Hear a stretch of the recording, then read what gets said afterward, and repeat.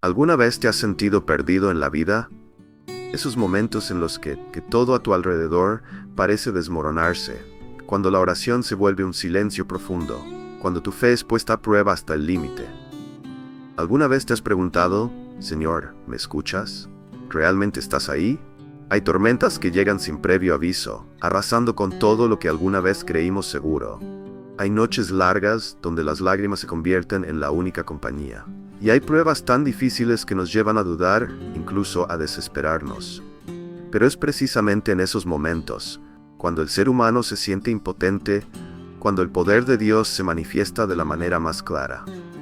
Hoy quiero invitarte a un viaje que no se limita a las antiguas historias de la Biblia, sino que nos muestra los milagros que aún ocurren en nuestros días. Escucharás sobre un padre enfrentando el dolor más profundo cuando su hija fue diagnosticada con una enfermedad que parecía no tener cura. Verás a personas que han llegado al borde de su resistencia, pero que se han levantado con fuerza porque han descubierto una verdad poderosa. Dios nunca los ha abandonado. Esto no es solo un mensaje, es un llamado para ti, para quien busca respuestas, para quien anhela una luz en medio de la oscuridad, para quien está cansado de cargar heridas en el alma. No te vayas. Acompáñame en este mensaje, escucha. Abre tu corazón y deja que Dios toque tu vida de una manera que nunca antes has experimentado. Bueno, hermanos, estamos, como decía Elena, muy contentos de poder estar con ustedes. Decidimos venir en este fin de semana porque la verdad es que cada vez tenemos menos tiempo para hacer lo que a nosotros nos gustaría, pero gracias al Señor la obra ha crecido tanto y no para de crecer que a veces nos resulta prácticamente imposible estar en todos los lugares que el Señor nos ha permitido, ¿no? Pues de alguna manera, directa o indirectamente, respaldar y abrir, ¿no? Yo llevo más de 40 años orando por dos cosas casi todos los días. Y el Señor me sorprende, nos está sorprendiendo. Una era para que Dios me diera recursos, para poder ayudar a gente, a abrir obras, a ir al ministerio y no tener que decir, hermano, nos gustaría apoyarte, pero no podemos porque no tenemos ni para pagar la luz. Y siempre esa es una oración que yo le hago muy a menudo al Señor. Señor, dame recursos. ¿Por qué siempre tenemos que tener tan pocos recursos para comprar Biblias, alquilar locales, ayudar a un matrimonio que a lo mejor quiere servir al Señor a tiempo completo? Esa es una petición que yo la hago muy frecuentemente al Señor y yo les pediría a ustedes que si me apoyan también, se lo agradecería. Y la segunda petición que le hago casi a diario al Señor es que me dé obreros, que nos proporcione gente. Yo la verdad es que hay una cosa que mira que le doy vueltas y la pienso, pero yo no encuentro una respuesta. Y lo pregunto aquí, lo pregunto en otros países. ¿Por qué si todo esto es tan bonito? ¿Por qué si todo esto es verdad? ¿Por qué hay tan poca gente que quiere servir al Señor? Yo no lo entiendo. Si verdaderamente Él murió en una cruz por nosotros, y Él resucitó al tercer día, y esto es verdad, ¿por qué no le contamos esto a todo el mundo? ¿No les parece? Como si todos los días muriera un Señor en una cruz y resucitara al tercer día, ¿no? Cuando yo fui por primera vez en Las Palmas hace muchos años a una iglesia y escuché a un pastor decir estas cosas, aquello me impactó tanto que yo dije, Dios mío, esto se lo tengo que contar a todos los colegas míos del barrio. Esto se lo tengo que contar a mis vecinos. Y yo salía por la calle y agarraba a la gente y decía, claro, no lo hacía con buenas maneras, ¿no? Porque a veces no me querían escuchar, decía, ven para acá, y lo agarraba así por el pecho, digo, ven para acá. Y claro, el pastor me dijo, así no se evangeliza, Manuel, estás espantando a la gente. Digo, es que no me hace caso, pastor. Le doy así. Dice, no, así no es. Digo, bueno, pues dígame cómo es.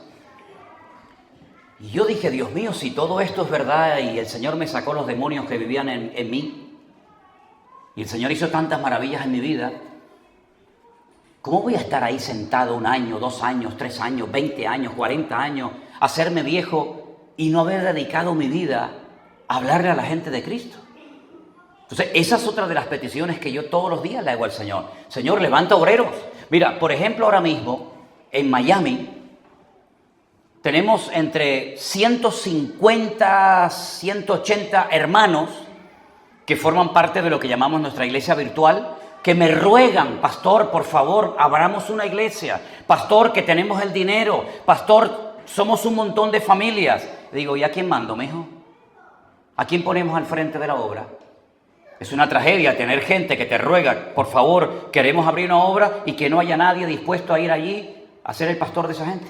Pero eso me pasa en Florida, eso me pasa en Orlando, eso me pasa en todas partes donde vamos. En Madrid tenemos un grupo precioso de hermanos que se reúnen de vez en cuando frente a una pantalla enorme en un local que ellos alquilan porque no tienen un pastor para mandarlo para allá, no hay un pastor.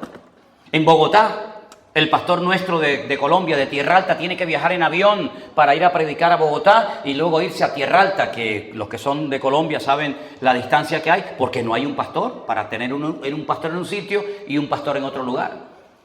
Entonces, cuando el Señor me dio la oportunidad de contactar con Alberto y bueno, y él pues quería servir al Señor, para mí fue una respuesta a la petición que le vengo haciendo durante muchos años al Señor. Y seguimos, Señor, manda obreros, manda obreros, manda obreros, manda obreros.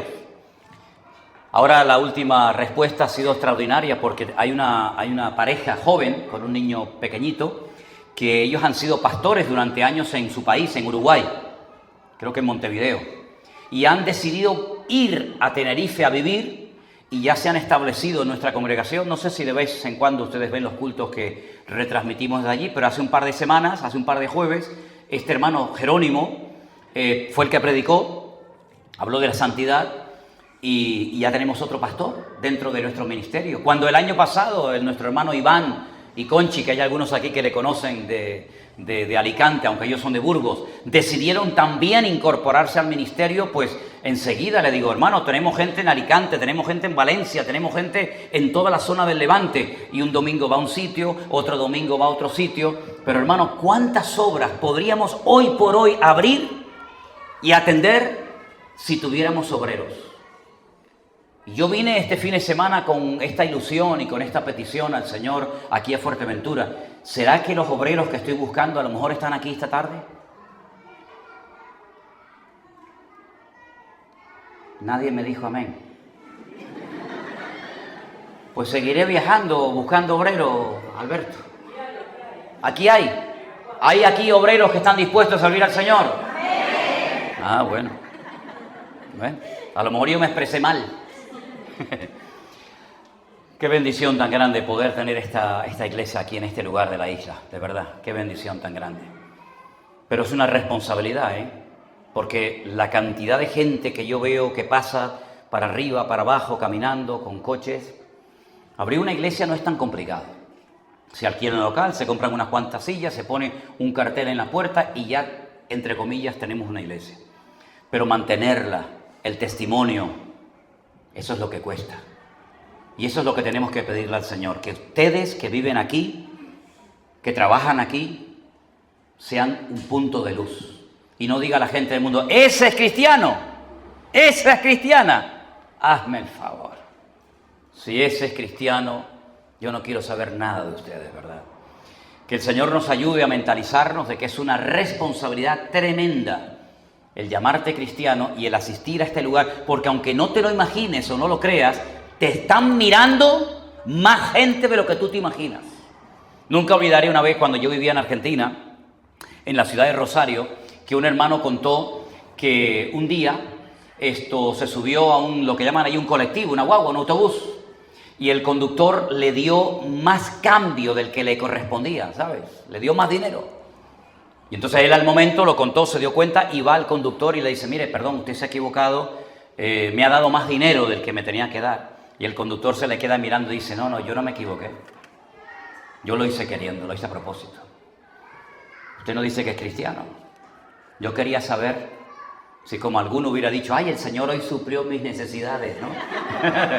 Sí, a costa de otro, ¿no? O usted verdaderamente vive lo que predica. Porque yo estoy cansado de gente que predica, pero luego después no vive lo que predican.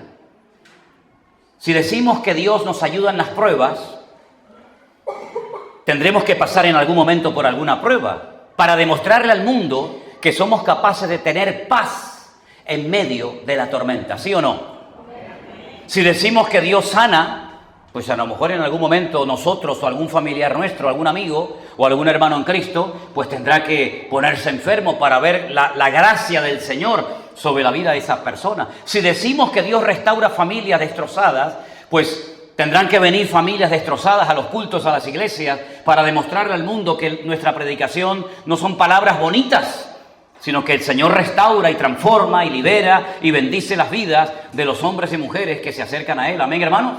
Amén. Lo que pasa es que muchas veces no estamos, no digo preparados, pero parece como que las pruebas, las dificultades grandes de la vida, como que no nos van a tocar nunca a nosotros. Esas son cosas que le pasan a otras personas, pero no es así. Si usted ha pasado por una prueba, esa prueba le ha preparado para la siguiente. Y a nosotros nos tocó la mayor prueba de nuestra vida el año pasado en el mes de diciembre. Yo tengo 2 fechas grabadas a fuego en mi corazón. Una es marzo del 2020. ¿Quién no se acuerda de esa fecha? Cuando nos metieron a todos castigados dentro de nuestros hogares. Pero aquello fue el inicio de un movimiento, de un mover de Dios espectacular que hasta el día de hoy no ha parado.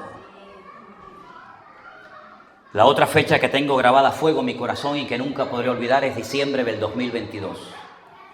Porque fue la fecha en la que nuestra hija menor, Miriam, comenzó a hacer cosas raras, comenzó a perder el equilibrio, comenzó a perder peso, comenzó a entrar en depresión, etcétera, etcétera.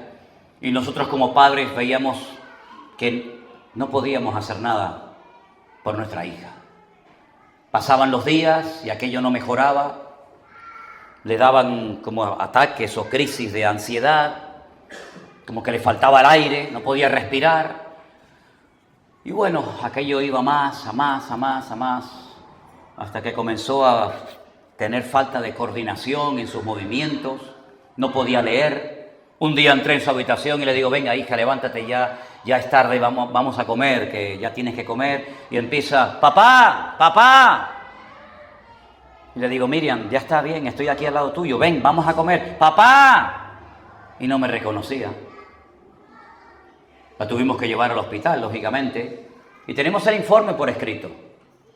Y ahí en ese informe aparece la palabra metástasis en la cabeza, en el cerebro.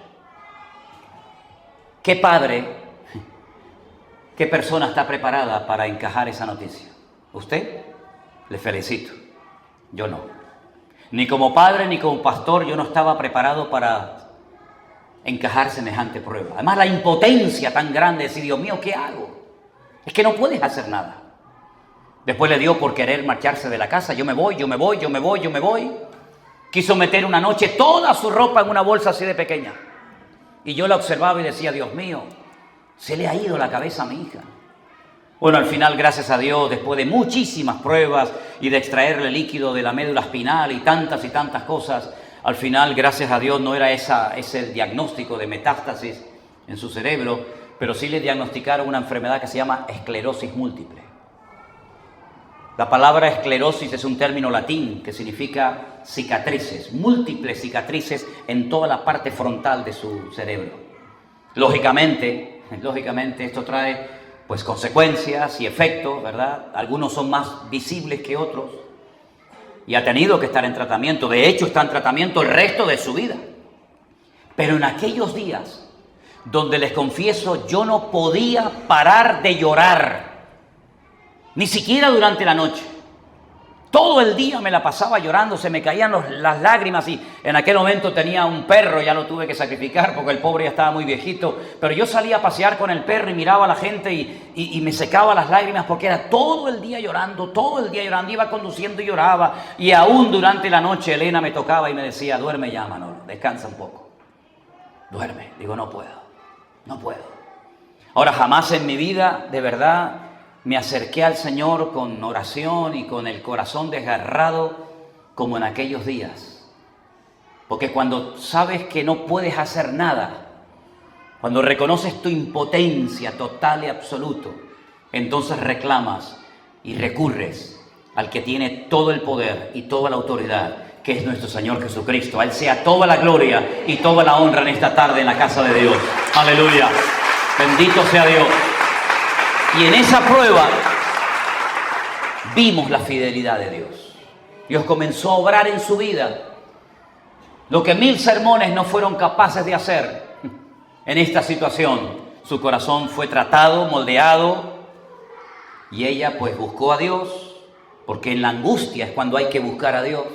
Y como dice el Salmo 118, desde la angustia invoqué al Eterno, y el Eterno me respondió. Si estás pasando o vas a pasar en breve por alguna prueba, agárrate a Cristo.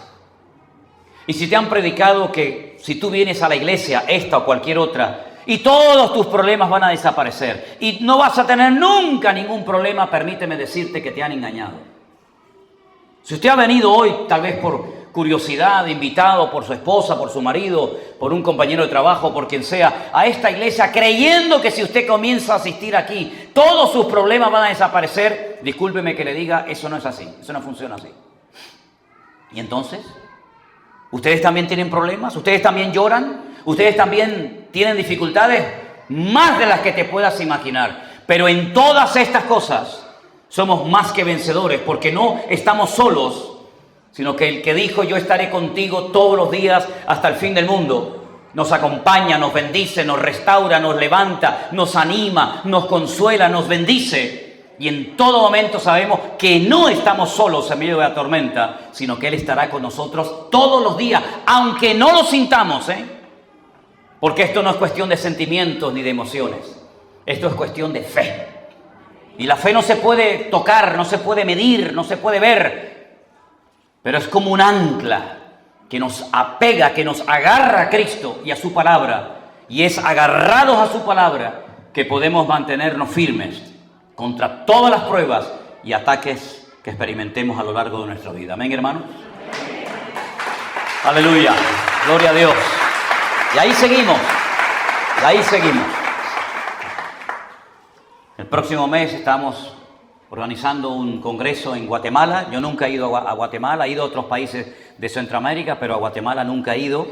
Y les pido por favor que estén orando para que este evento que estamos organizando, al que van a venir hermanos de Salvador, Nicaragua, Honduras, México también nos han dicho, Estados Unidos, pues sea toda una bendición. Incluso vamos a ir a una de las cárceles más famosas de allí de Guatemala a predicar la palabra, aunque mi hija me suplica que por favor no vaya, pero como yo soy al revés del pepino, basta que me digan no lo hagas para hacerlo, pues entonces el día que me diga vete, digo no, ahora no voy a ir. Así es que estén orando por favor para que el Señor nos use, ¿no? Y nos bendiga en ese tiempo. Yo quiero llevarles al Evangelio según San Juan, capítulo 1. Si han traído su Biblia o simplemente quieren escuchar el texto, no hay ningún problema. El Evangelio según San Juan, cuando usted va, por ejemplo, a una escuela bíblica, a un seminario, se estudia aparte de los otros evangelios. Saben que hay 4, Mateo, Marcos, Lucas y Juan, y los 3 primeros se estudian, digamos, juntos, porque tienen muchas similitudes, son muy parecidos el uno al otro, ¿no? Pero sin embargo, el Evangelio de Juan es un evangelio completamente diferente.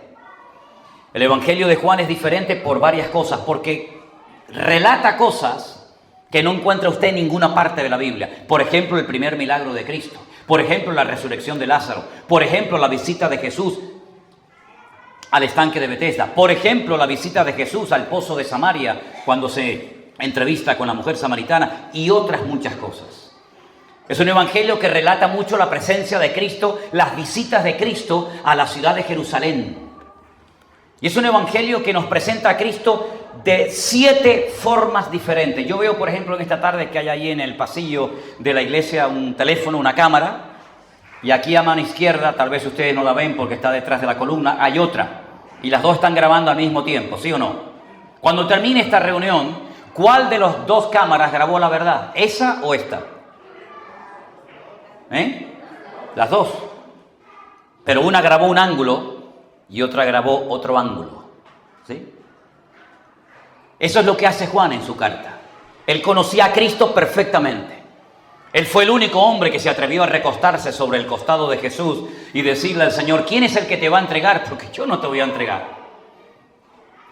Entonces lo que él hace es, él escoge a propósito 7 milagros que los llama señales para presentarnos a Cristo desde 7 puntos de vista completamente diferentes, para conocerlo más profundamente. En el Evangelio de Juan capítulo 1, verso 1 dice: en el principio era el Verbo, y el Verbo era con Dios, y el Verbo era Dios. Si te das cuenta, el Evangelio de Juan empieza exactamente con las mismas palabras que empieza la Biblia. El libro del Génesis, ¿cómo empieza? En el principio, ¿verdad? Aunque no dice literalmente así en el texto hebreo, pero la traducción se ha tenido que adaptar, no está el artículo, pero bueno, para que nos entendamos, Génesis 1.1 y Juan 1.1 empiezan igual, en el principio.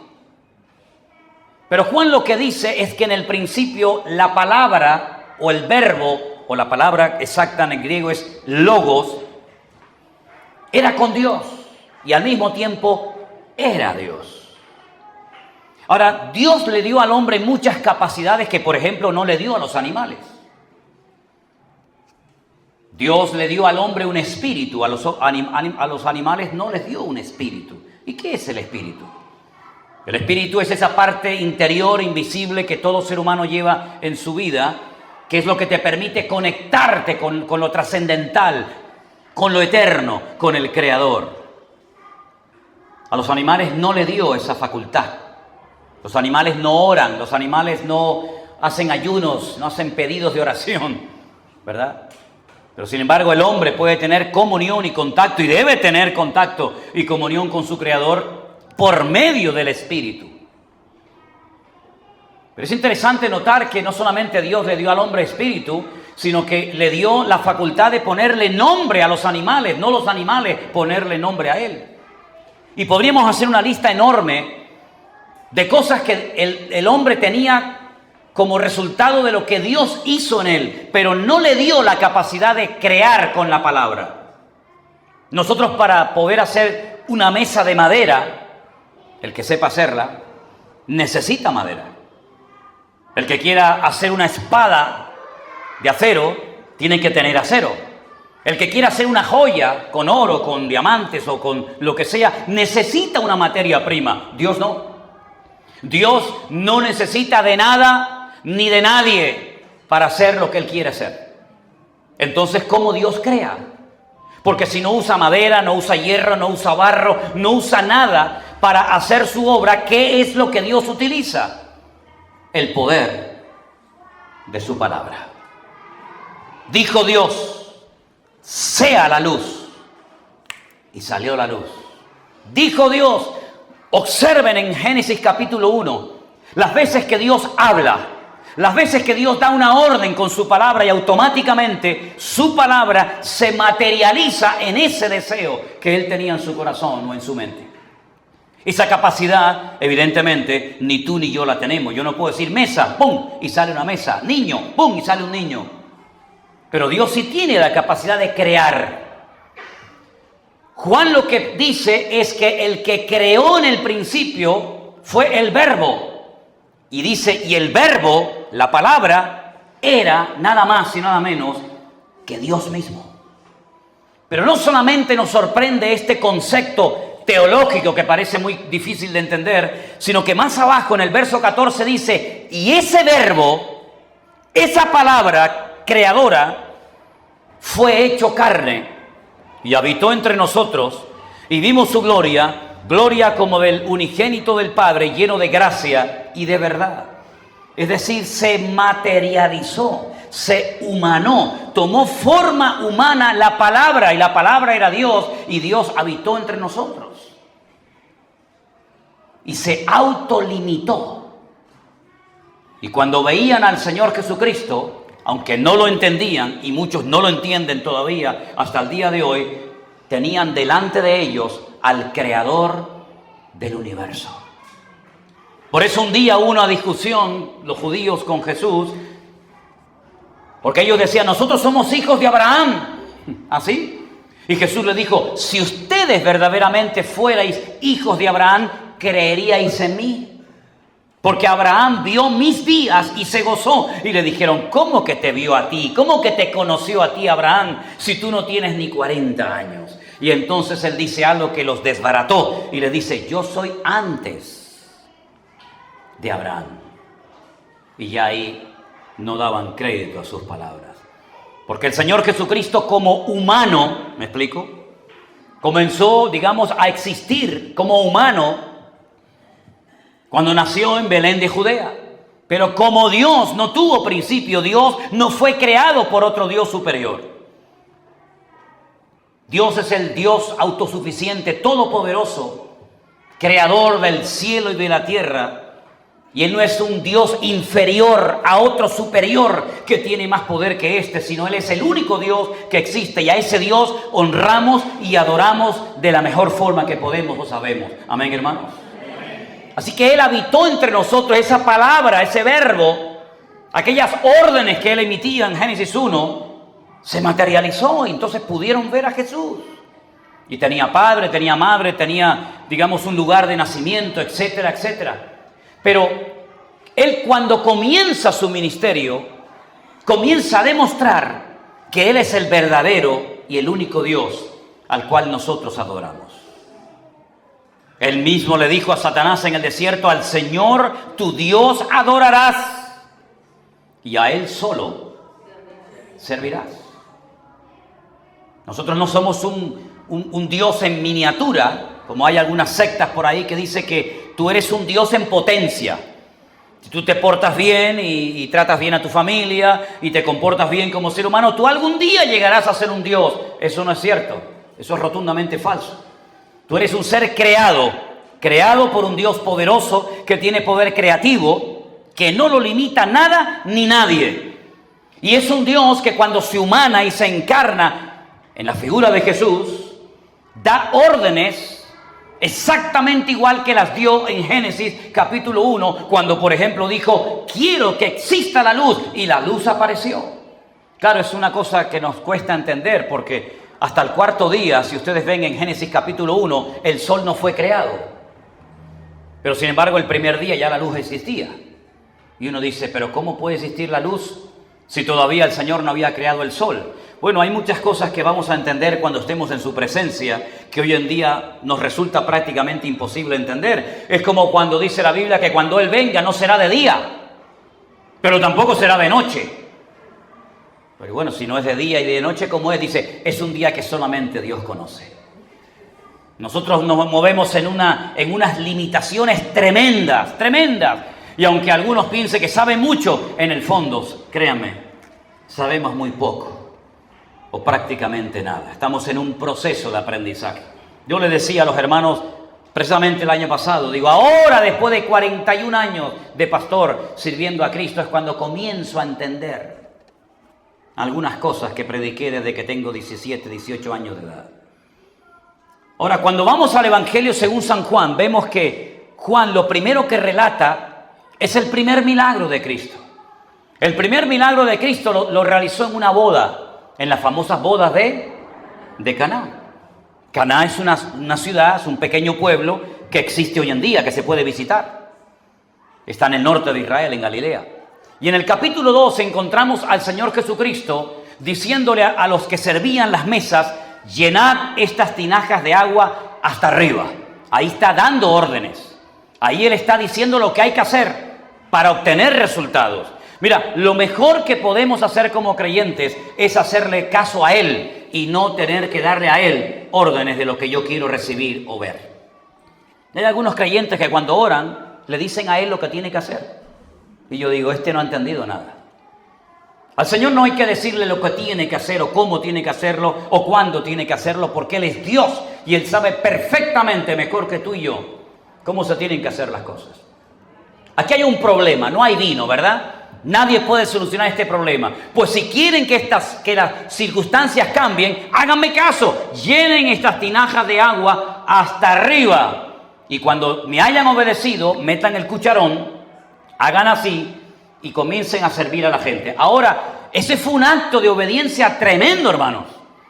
Porque si yo soy camarero y a mí me dice el maître del hotel, llene usted esta tinaja de agua hasta arriba y vaya por las mesas en una boda, sirviendo vino, yo le voy a decir, permítame, caballero, que le diga una cosa. Aquí dentro no hay vino, aquí dentro hay agua.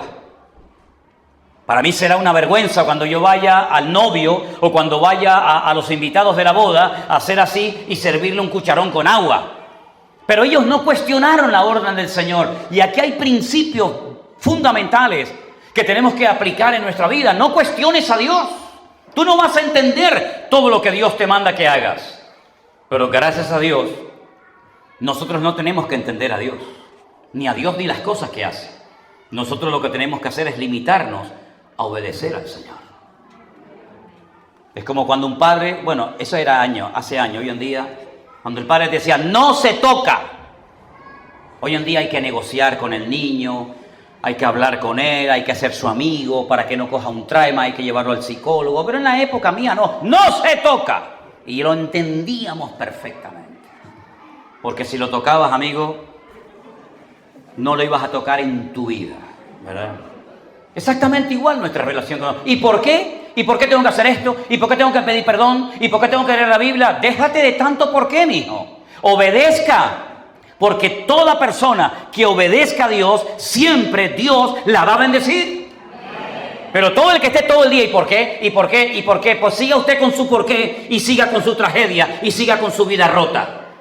Pero aquellos hombres y mujeres que dicen, Señor, yo no entiendo muchas cosas. Yo no he leído ni la Biblia entera en mi vida. Yo no he ido mucho a la iglesia, pero yo voy a hacer lo que usted me diga. Yo voy a hacer lo que tú me mandas en tu palabra. Vas a ver cómo Dios te va a bendecir. Y vas a decir, Dios mío, podía haber obedecido hace años atrás y no hubiera padecido, ¿verdad? Todo lo que ha padecido a lo largo de mi vida. Obedecieron al Señor, sacaron el agua, ya no era agua, era buen vino, dice la Biblia. Déjeme que les diga algo, porque sé que hay algunos hermanos que dicen, ay, pastor, pero beber vino es pecado. Eso no dice la Biblia. ¿No? Entonces voy a salir a beber. No, yo no estoy diciendo eso. Lo que le estoy diciendo es que lo que la Biblia prohíbe es las borracheras. Pero en la cultura de toda la cuenca mediterránea, incluida Israel, se bebía vino, mucho vino, en las celebraciones, en las bodas y en las fiestas. Pasa que hay gente que no sabe beber, entonces mejor que beban agua. Porque no saben beber, porque beben para emborracharse. Y en la Biblia no se bebía para emborracharse, sino todo lo contrario. Jesús dijo, sirvan ahora. Y dice que cuando probaron, cuando intentaron, fue cuando Dios bendijo y transformó el agua en vino. Oye, ¿no será que tu matrimonio no ha cambiado? ¿O tu vida no ha cambiado? ¿O esa situación difícil que tienes no ha cambiado? Siempre es lo mismo, porque no terminas de fiarte de Dios y de obedecer por consiguiente al Señor.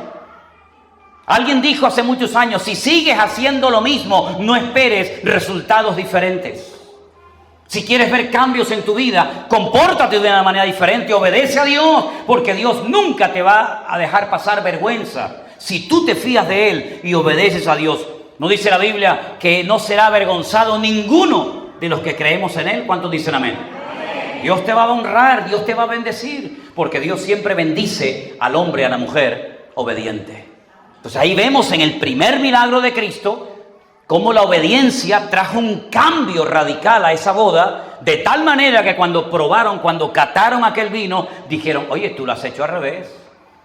El vino malo lo has puesto al principio y el mejor lo has guardado para el final. Es que también es un milagro profético, hermano, porque lo mejor está por venir.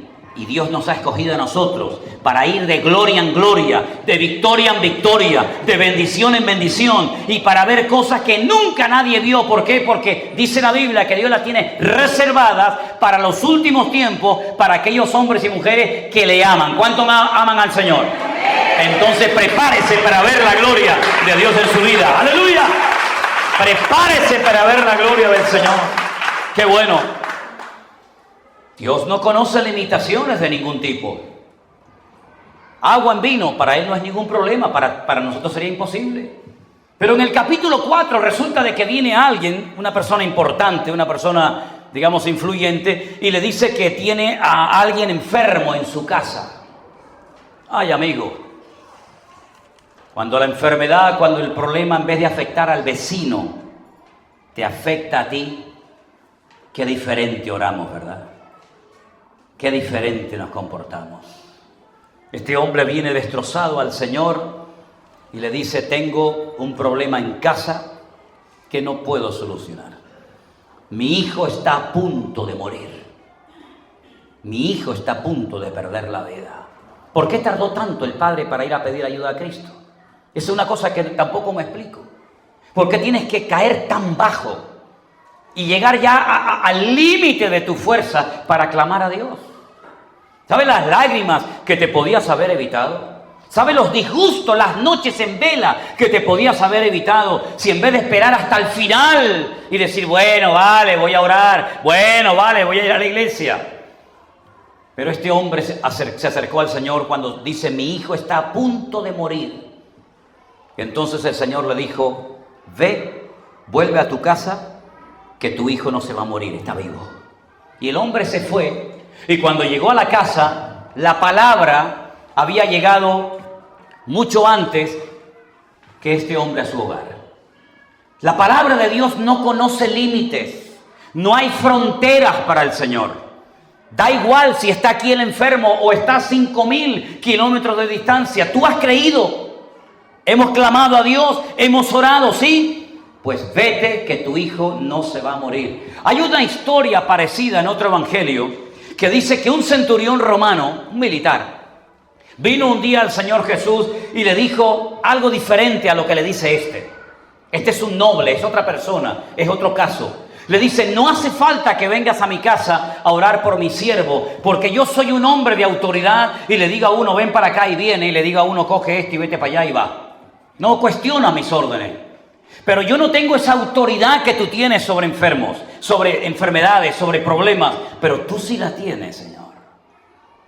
Entonces lo único que te pido es que digas la orden, da la palabra y mi criado sanará. Y Jesús dice, en todo Israel no he encontrado a nadie que tenga tanta fe como este hombre. Porque él se da cuenta de que no hace falta de que yo vaya a orar por el enfermo. No hace falta que me traslade hasta donde él vive, sino que simplemente dice, da la palabra, da la orden y mi criado sanará. ¿Cuántas veces hemos orado por personas que no están aquí presentes con nosotros en los cultos, en la iglesia? Pero hemos orado por gente que está en el otro extremo del mundo y resulta que a los pocos días nos enteramos de que el Señor cambió y tocó el corazón de aquella persona. ¿Por qué? Porque la palabra de Dios y nuestro Dios no lo limita el espacio, no lo limita a ninguna frontera, sino que Él está por encima de cualquier limitación que los hombres puedan poner en esta vida. ¿Cuántos dicen amén? Pero algunos pueden decir, bueno, eso lo entiendo, hermano. Entiendo eso, pastor, que yo puedo orar por mi madre que está en México, en Perú, en Colombia, en Argentina. Eso lo entiendo. Pero lo que usted no sabe es que mi hermano, mi primo, mi sobrino, mi madre o quien sea, hace ya muchos años que lleva esto en su vida.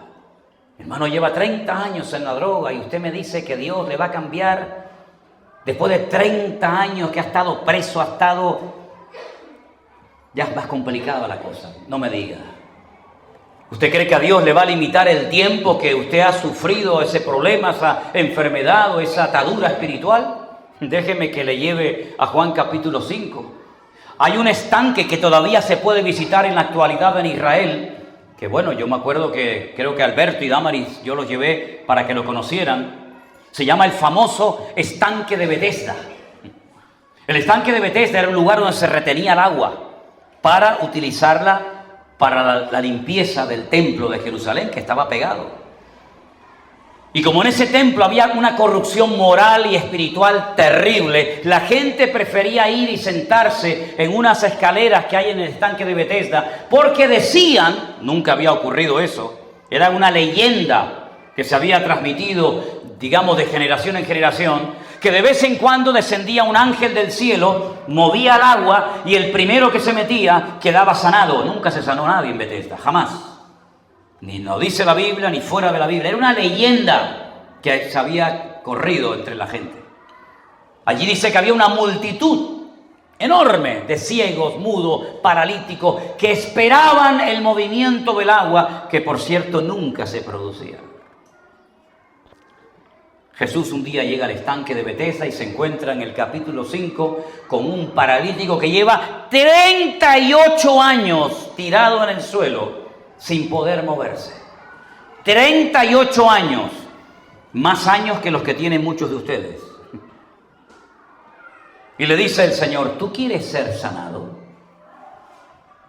Y en vez de decirle inmediatamente, sí, yo quiero que tú me sanes, le dice, es que yo no tengo a nadie que me ayude. Cuando se mueve el agua, cuando yo llego, ya es tarde, porque como soy paralítico y no me puedo mover, el Señor le dijo, levántate, toma tu lecho y anda. ¿Saben que yo conocí una vez a un ciego por el cual fui a orar en la ciudad de La Coruña, en Galicia?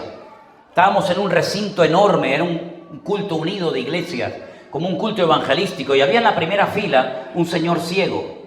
Y esa noche había un ambiente extraordinario. Yo sentí el ir a orar por el ciego. Y cuando voy a orar por este señor ciego, le digo, me deja orar por usted porque creo que hoy el Señor puede hacer un milagro en su vida y abrirle los ojos. Y me dijo, no, por favor, no quiero que usted ore por mí. Digo, ¿usted no quiere que oremos por usted? Y me dice, no. Digo, ¿pero usted no cree que Dios le puede sanar esta noche? Y me dijo, claro que lo creo. Le digo, entonces, mijo, dice que yo soy el presidente de la ONCE. La organización, esto que juegan algunos de ustedes, este es el Euromillón y toda esta vaina. Mire esta noche a ver si le tocó. Yo soy el director del presidente de la ONCE y si me sana pierdo el trabajo. Y le dije, pues quédate ahí con tu ceguera. Hay gente que no quiere cambiar. Eso fue una de las cosas que a mí más me costó aceptar en la vida como pastor. Gente que no quiere cambiar. Reconocen que están haciendo mal. Reconocen que han destrozado su matrimonio. Reconocen lo que quiera, pero no cambian. Sí, algún día dejaré la droga, algún día dejaré esto, pero no quieren cambiar. Incluso hay gente que le gusta levantar compasión y pena en la gente y les gusta lamerse la herida y en el fondo probablemente no tengan muchas ganas de ser sanados. Parece mentira, pero es así. Y aquí el Señor lo que hace es que 38 años los transforma en décimas de segundo, porque al Señor ni lo limita lo imposible, ni lo limita la distancia, ni lo limita y lo paraliza el tiempo. ¿Cuántos dicen amén? No importa el tiempo que usted ha sido esclavo de lo que sea, si usted verdaderamente quiere cambiar, hoy el Señor puede transformar tu lamento en baile y romper las ataduras de tu vida y salir por esa puerta libre y nunca más volver a ser un esclavo de nada ni de nadie, si tú en lo más profundo de tu corazón crees y quieres que el Señor rompa las cadenas de tu vida. ¿Cuántos dicen amén? ¿Quieres cambiar? Es bueno que se lo digan de vez en cuando al pastor Alberto, para que no pierda el tiempo con alguien hablando y aconsejándolo y llamándolo por teléfono y visitándolo a la casa cuando usted en el fondo dice, mira, yo no quiero cambiar. Entonces, para no perder el tiempo, a veces tengo la tentación de decirle a alguna persona, mire, una preguntita que le voy a hacer. ¿Usted va a estar mucho tiempo aquí en la iglesia con nosotros? No, ¿sabe por qué lo digo? Porque me voy a animar. Lo vamos a llamar, lo vamos a visitar, vamos a orar por usted y después a los tres días se va a ir. Entonces, si usted no va a cambiar, déjeme que le dedique el tiempo a este señor, que sí quiere cambiar y va en serio, pero no me haga perder el tiempo, porque yo ya soy muy mayor y ya a estas alturas de mi vida no quiero perder el tiempo. ¿Usted quiere cambiar? ¿Usted quiere ir de gloria en gloria y de victoria en victoria? Pues gloria a Dios, bienvenido a este lugar. Si no, pues, búsquese otro. ¿Habrá algo que limite a Dios?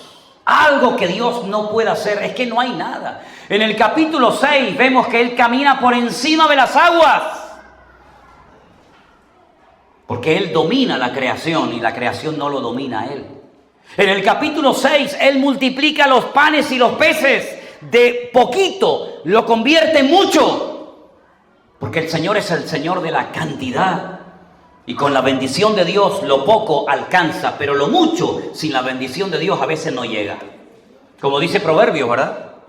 Más vale bocado seco y en paz con la bendición de Dios que casa llena de provisión donde no está la bendición de Dios. Qué rico sabe un pan solo con la bendición de Dios, ¿verdad? Pero cuando tienes, pero no tienes la bendición de Dios, el mejor manjar del mundo se puede convertir en algo amargo en tu vientre y en tu vida. Porque lo que enriquece tu vida no es tu coche, no son tus joyas, no es tu dinero. Lo que enriquece tu vida es tener o no tener la bendición de Dios. Ese es el mayor tesoro, porque lo que tienes te lo pueden robar. Le pueden prender fuego a lo que has trabajado toda tu vida. Pero dice el Señor, no trabajéis tanto por lo que perece, sino por lo que no perece, lo que es para la vida eterna. Hay un refrán que dice, tanto tienes, tanto vales. Eso es mentira. Incluso hay algunas iglesias que dicen, a ver, ¿qué coche tiene usted? ¿Qué ropa usa? ¿Qué casa tiene? Y entonces parece que como que tienes más fe que el otro. Eso es mentira. El Señor Jesucristo nunca tuvo casa propia. Nunca tuvo ni siquiera un burro propio de Él, sino que tenía que pedirlo prestado. No tenía ni siquiera una barca. La tenía que pedir prestada, ¿verdad?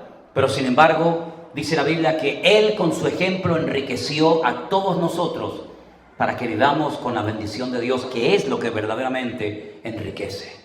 ¿Cuántos ricos quisieran dormir tranquilos y no pueden? ¿Cuánta gente con muchos recursos materiales les gustaría tener un minuto de la paz que tú dices tener en tu corazón y no la pueden comprar con todo el dinero ni con todo el oro del mundo? Alguien dijo, con dinero sí, usted puede comprar una mujer, claro, ¿sí? Pero nunca vas a comprar una esposa. Con dinero puedes comprar medicinas, pero no salud, querido. Con dinero te puedes comprar una casa, pero no un hogar. Con dinero puedes sobornar a un juez, pero lo único que te puede justificar eternamente y para siempre es el Rey de Reyes y Señor de los Señores. Así que es importante que los cristianos, ustedes y yo, entendamos que la riqueza más grande que tenemos en la vida no es por lo que has trabajado y te has matado toda la vida, sino la riqueza más grande es la salvación de tu alma. Porque ¿de qué sirve que ganes el mundo entero si pierdes tu alma? Y hoy, esta noche, tienes que presentarte ante la presencia de Dios. ¿O qué te crees, que tú no te vas a morir? Mi abuelo me decía, ¿por qué vivo tanto, Manolo? Murió con 106 años. Cuando cumplió 90, como la familia nos reuníamos en aquellos años todos juntos en la época de las celebraciones navideñas en diciembre, decíamos, a lo mejor este es el último año que tenemos al abuelo con nosotros. Al año siguiente el viejo cumplía 91 y decíamos, a lo mejor es el último año que tenemos al abuelo. El abuelo casi enterró a media familia. Murió mi padre, murió los primos, murió las tías, y el viejo seguía y seguía, y no se moría tú. Tenía la vida eterna, y un día me preguntó unos días antes de morir, ¿por qué vivo tanto? Con 106 murió, pero tarde o temprano todos moriremos. Hace 15 días fui a Las Palmas a enterrar a mi madre.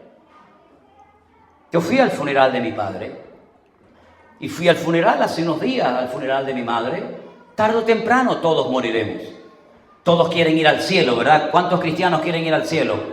Pero nadie se quiere morir. Pues mi hijo, para ir al cielo tendrá que morir. Si usted quiere ser como Elías, arrebatado en un torbellino de fuego, ir a la presencia del Señor, ¿verdad?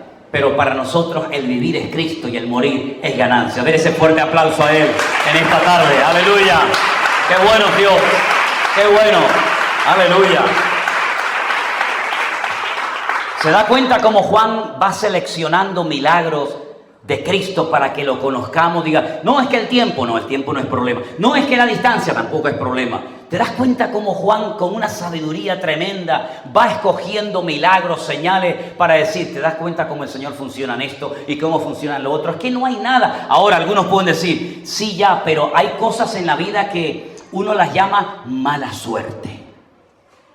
Nosotros no empleamos esa expresión, pero hay gente que dice, qué mala suerte ha tenido la pobrecita, fíjate. Qué mala suerte tuvo esta muchacha. Qué mala suerte tuvo el otro, ¿no? Incluso se ha extendido lamentablemente en algunos ambientes y círculos cristianos, por ignorar las Escrituras, aquello de que lo que te está pasando es por lo que hizo tu papá. Aquí en Fuerteventura sé que estas cosas no pasan. Pero algunas veces hay cristianos que dicen, ¿y no será que como mi padre fue un borracho, yo no levanto cabeza como hijo? ¿Y no será que mi matrimonio va de mal en peor porque el matrimonio de mi padre y el de mi abuelo fracasó? Incluso algunos me han dicho, es que una vez un pastor me dijo que hay un versículo en la Biblia que dice que Dios visita la maldad de los padres sobre los hijos hasta la tercera y cuarta generación. Y le dije, pero es que eso no dice la Biblia. Sí, hermano, si lo dice en Éxodo 20, digo, sí, pero termina el versículo, no me lo corte, no me mutile la palabra. ¿Quiere que le diga el versículo? Dios visita la maldad de los padres sobre los hijos hasta la tercera y cuarta generación de los que me aborrecen. ¿Usted aborrece a Dios? No, el pastor, yo lo amo, entonces esto no es para usted. Si usted no aborrece a Dios, si usted no rechaza al Señor y a su palabra, eso que sucede no tiene nada que ver con usted, porque los hijos no llevarán los pecados de los padres, ni los padres llevarán el pecado de los hijos, sino que el alma que pecare, esa morirá. Dijo el Señor, yo voy a quitar de mi país, yo voy a quitar de Israel ese refrán que ustedes han inventado, que dice, los padres comieron las uvas y a los hijos les dio la dentera. Eso no es verdad. Cada uno es responsable delante de Dios. No le eche la culpa a su padre. A lo mejor su padre fue terrible, pero no le eches la culpa de que tú eres un desgraciado, un mal padre, un mal marido a tu padre. Tú eres lo que eres porque tú has decidido vivir de esa manera. Así que déjate de excusarte que si el diablo, que si el pastor, que si la iglesia, que si mi abuelo, que si el gobierno. Sea responsable y maduro. Y no esté siempre echándole la culpa a los demás, sino sea responsable usted mismo. Y eso es lo que muchos no quieren admitir. Eso es lo que se conoce en psicología como proyección. Eso se desarrolla y se aprende cuando son niños. Entremos ahora a la habitación donde están aquí toda esta manada, ¿no? Y usted va a ver un rayón en la pared, así, unas rayas terribles. Y usted entra y dice, a ver, vengan para acá todos ustedes. ¿Quién pintó la pared? Y uno dice, él fue. Y el otro dice, no, fuiste tú. No, fue. Yo les prometo por mi madre que salgo de la habitación y no sé quién rayó la pared. Nadie va a decir, yo la rayé, a ver qué pasa. Eso se va cultivando con el paso del tiempo.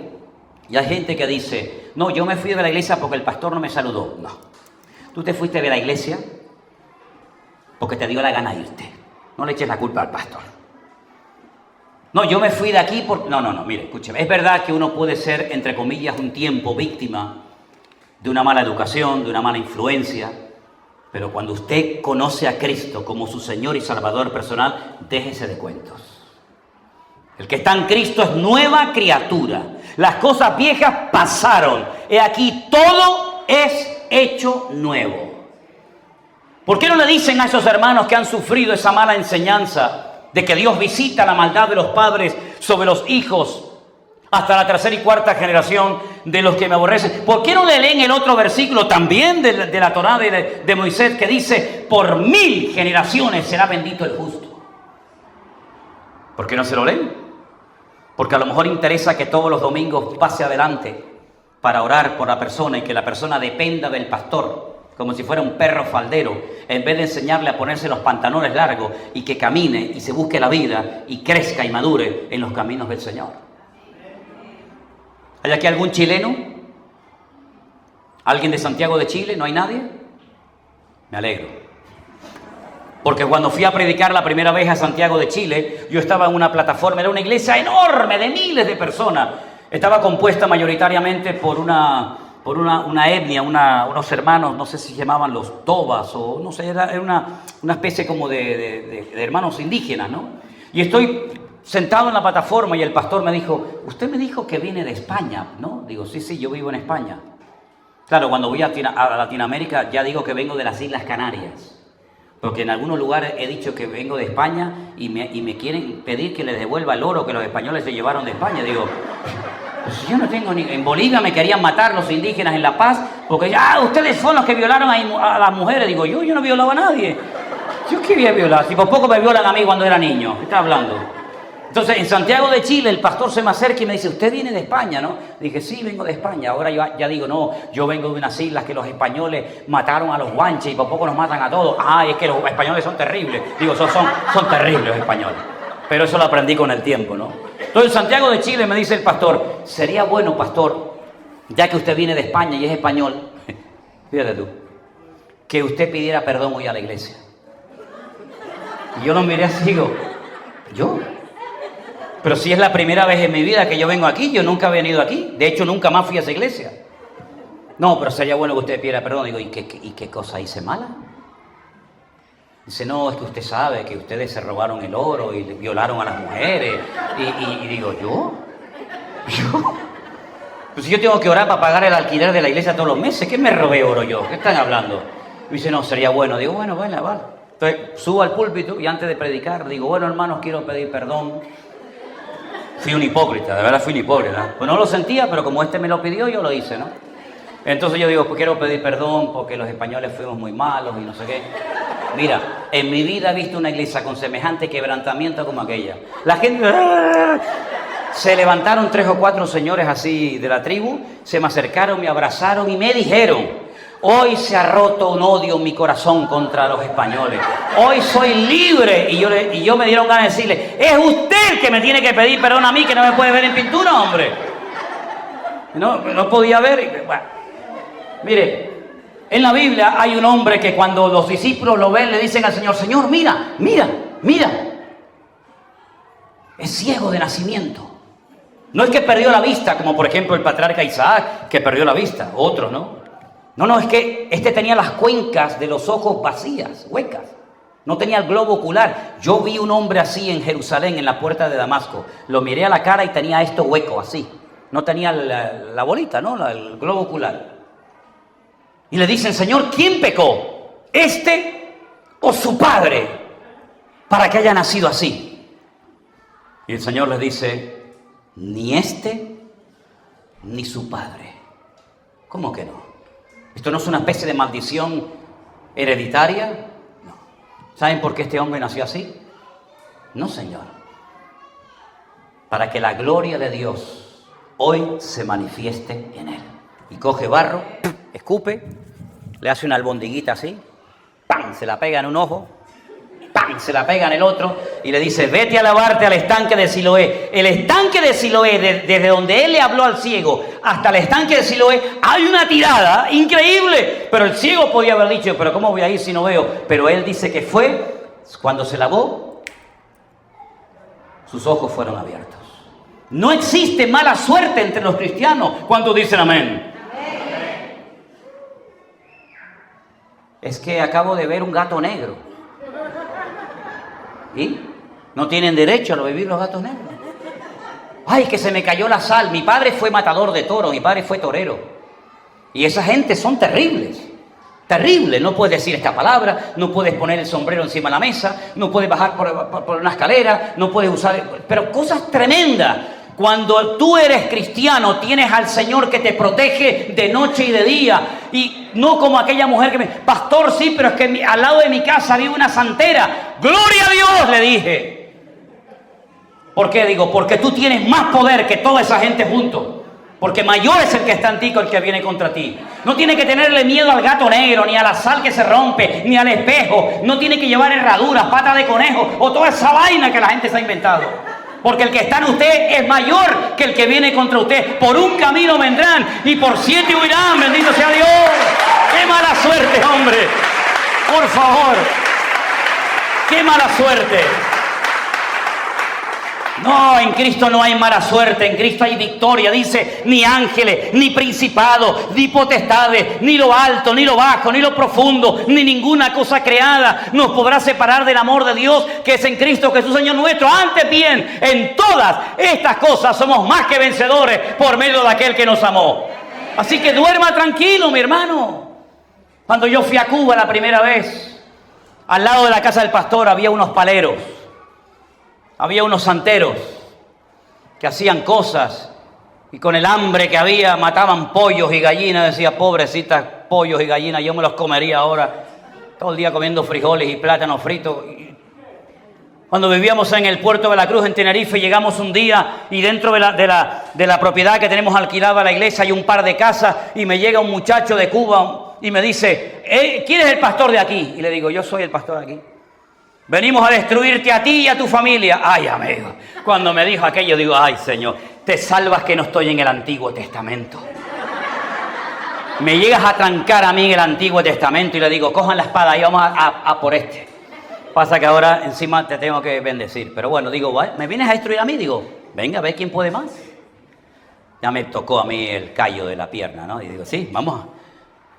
Cogían huevos, nos tiraban cáscaras de huevo por los coches. Dije, ¿tú te crees que me vas a destruir a mí con un huevo? Digo, me tengo que frenar la lengua porque a veces Otro día me ponen un pavo decapitado con la cabeza para abajo, 2 velas, 2 cocos allí, y me dice mi hija, ay papá, hay un perro muerto, no era un pavo. Digo, a mí como si mata un burro, me da igual. Comenzamos a orar y a orar y a orar y a orar. Se pelearon entre ellos, no se mataron entre ellos de milagro, se fueron arruinados y todavía están corriendo y aún no han parado. Porque el Señor Jesucristo ha prometido protegernos de lo que entendemos, de lo que sabemos y de lo que ignoramos. No tengan miedo de nada ni de nadie, hermanos, porque el Señor ha prometido protegernos todos los días de nuestra vida. Y los que aman a Dios, yo no sé si todos le aman de los que están aquí, pero si usted le ama, esta promesa es para usted, apropiésela para su vida. Sabemos que los que aman a Dios, todas las cosas les ayudan a bien. Esto es, a los que conforme a su propósito son llamados. Así que usted duerma tranquila, vaya a trabajar tranquilo. No, es que no tengo papeles, es que mi marido me dejó, es que mi hijo... Usted no depende de las circunstancias, sino de una realidad. He aquí, yo estoy con vosotros todos los días hasta el fin del mundo. ¿Cuántos dicen amén? Amén. Pero la última señal... Espera, todavía no he terminado. Espérate. La última señal es tremenda. Bueno, ha convertido el agua en vino, ha multiplicado los panes y los peces, ha sanado al ciego. Pero ven un momento, ahí hay un señor que lleva enterrado 4 días. Sácalo. Yo fui a Betania a visitar la tumba de Lázaro y me metí dentro de la tumba de Lázaro. La tumba de Lázaro no está así a pie de calle, sino tú entras y hay como una escalera de piedra así de caracol, que tú vas bajando, y cuando llegas abajo hay como una losa de piedra, y ahí pusieron el muerto, subieron la escalera, ponen una piedra, y ahí se quedó. Los judíos creían y creen hasta el día de hoy que una persona cuando muere, su alma está 3 días dentro del cuerpo. Por eso ellos le ponen una ventana a las tumbas, donde ponen una vela, porque la llaman la ventana del alma. Porque creen que al 3er día, el alma del difunto se va y no regresa hasta la resurrección de los últimos tiempos. ¿Me explico? Marta y María eran hermanas del muerto. Bueno, del que estaba enfermo. Y mandan un recado al Señor y le dicen, el que amas, tu amigo Lázaro, está enfermo. Es decir, vente pronto. Ellas sabían que el Señor era un hombre muy ocupado. Ellas sabían que no podían molestar al Señor por cualquier tontería. Cuando le mandan el recado al maestro es porque Lázaro realmente, mi hermano, estaba muy grave. Pero el Señor dice que vino al 4.º día. Y cuando viene, Marta y María salen por el camino y le dicen, si hubieras estado aquí, mi hermano no estaría muerto. ¿Qué le están diciendo al Señor? Tú eres el culpable de que yo hoy haya enterrado a mi hermano. Porque yo te llamé, yo te busqué, y en vez de venir, aunque sea a las 72 horas, me vienes ahora cuando ya no hay nada, ya no hay ninguna posibilidad de levantar al muerto. Y el Señor le dice a Marta y a María, Marta, María, por favor, yo soy la resurrección y la vida. El que cree en mí, aunque esté muerto, vivirá. Y le dicen las dos, yo sé que mi hermano resucitará, pero en el día postrero, no ahora. A mí me llama la atención la fe tan rara que algunos hermanos tienen.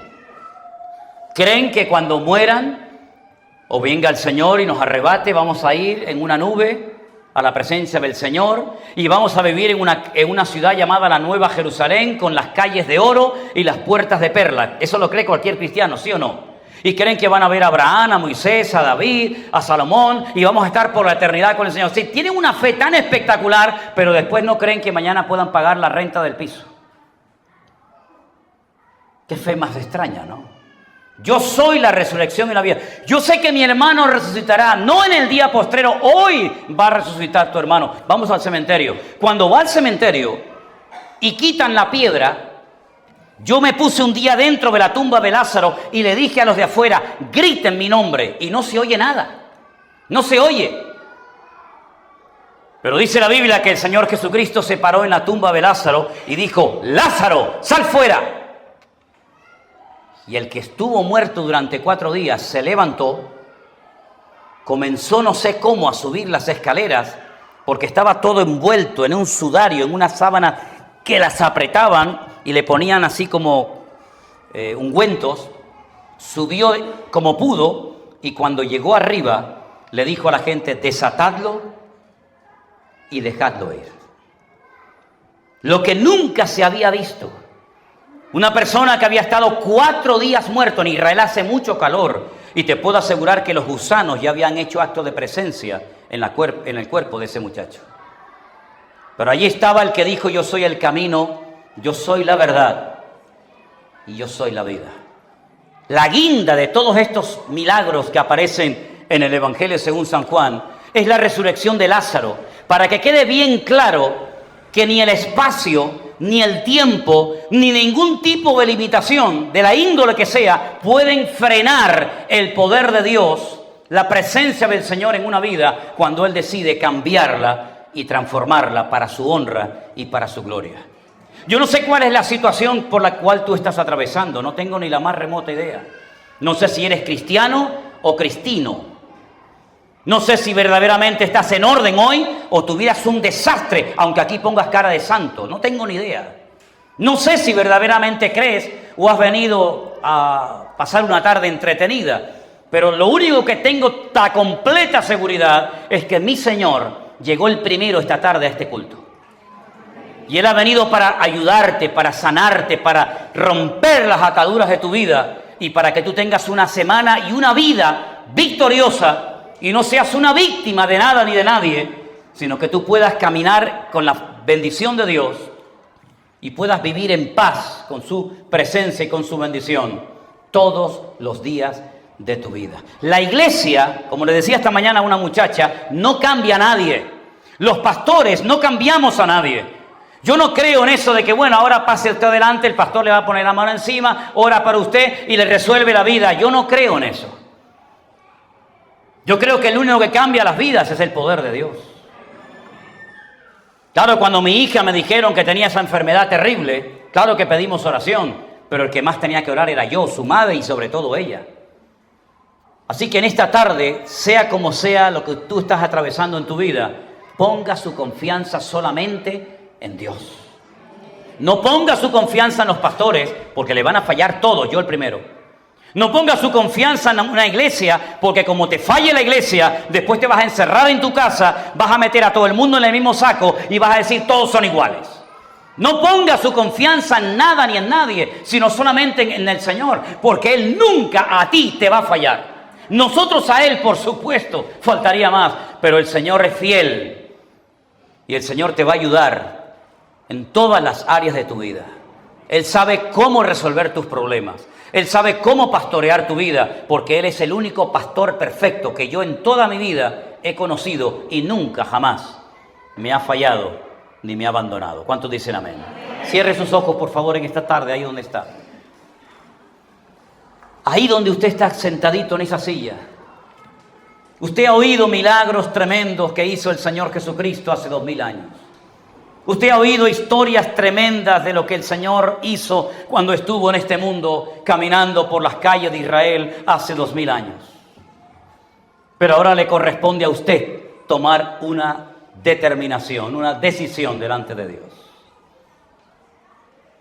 Sea creyente usted o no, tarde o temprano usted tendrá que presentarse ante la presencia de Dios a rendirle cuentas por su vida.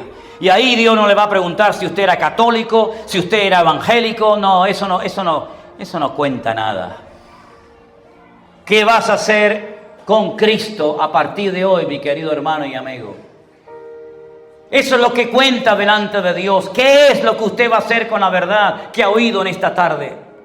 ¿Qué va a hacer con la palabra poderosa de Dios que no solamente se pronunció en el Génesis, sino que se encarnó en Jesús y está con nosotros en esta tarde, en este lugar, para transformar su vida Y puede ser que viva en la misma casa, con la misma familia, con la misma ropa, con el mismo sueldo, con las mismas limitaciones, pero con Cristo todo es diferente. Con Cristo la vida merece la pena vivirla. Sin Cristo la vida es rutina, es monotonía, es falsedad, es hipocresía. Pero con Cristo, aleluya, merece la pena levantarse por la mañana y cuando uno ve el amanecer decir: gloria a Dios, Señor. Gracias porque sé que tú estás conmigo, Señor.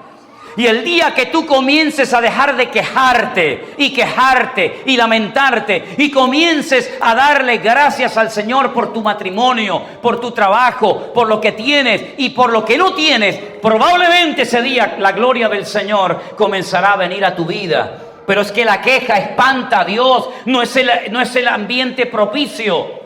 Dios se siente cómodo y a gusto en un corazón de un hombre obediente, sencillo, noble, que le cree a Él y le dice: Señor, gracias aunque no te siento, gracias aunque no visto cambio, gracias porque sé que tú estás conmigo y voy a ver tu gloria en mi vida. Mantente en Cristo y en su palabra y en sus promesas y el Señor nunca le va a defraudar, mi amigo.